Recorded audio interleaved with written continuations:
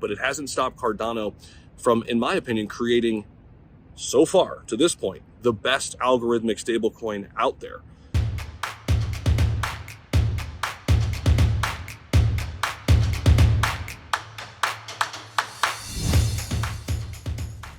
So did Cardano crack the code? That's the question I want to tackle in this video. So recently, Cardano launched their new stablecoin, right? DJED, and they did it very differently. They did it very thoughtfully, as well as, you know, everything is done with Cardano very carefully, and, you know, they think of everything once or twice, 3 times before they actually go live with something, and DJED was no different, right? So what they really did was they wanted to make an algorithmic stablecoin, but something that has been an issue with algorithmic stablecoins is, you know, when something gets over collateralized, we see what happens, right? We saw what happened with the Terra Luna situation. We saw what happened with a lot of other, you know, algorithmic stablecoins that eventually get depegged, and obviously it's a cascade effect downwards, and it's terrible for anybody who's within that ecosystem, right?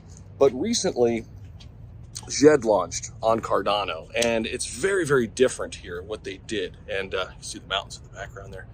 So what they did was they purposely over collateralized things, roughly anywhere from 400 to 800% at all times. It's always over collateralized.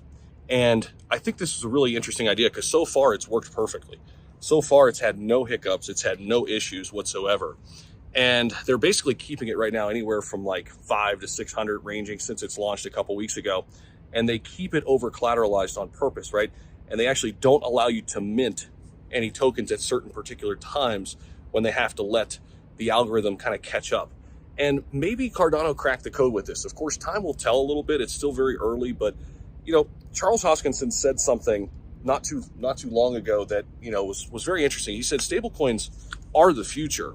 And algorithmic stablecoins in particular are the future. We just have to find a way that where they work, right? Where they actually work, and they don't become a burden for the cryptocurrency market. And leave it up to Charles, leave it up to the, you know, people at Cardano for maybe coming up with something here that could be something that people model their future stablecoins off of. Of course, Shiba Inu is talking about creating their own stablecoin at some point for the Shibarium ecosystem. But we say all that, and we don't have a lot of insight in terms of regulation on stablecoins. And now we've recently got some information about staking, and how, you know, the SEC does not like staking, and especially, in my opinion, staking stablecoins, earning passive income on USDT and USDC. So what does the regulation look like on stablecoins? We don't know, right? We don't know. But it hasn't stopped Cardano from, in my opinion, creating, so far to this point, the best algorithmic stablecoin out there.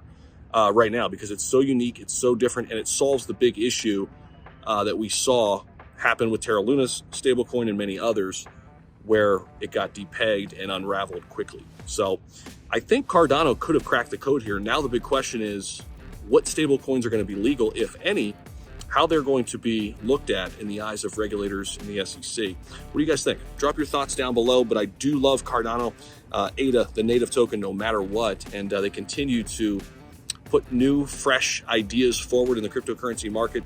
They always have a great use case. You know, they're actively working on putting African students' test scores on the blockchain. Very, very real world use cases for Cardano. And I think they might have cracked the code here with the stable coin that they've built. Let me know what you guys think down below. Appreciate you guys as always. We'll see ya.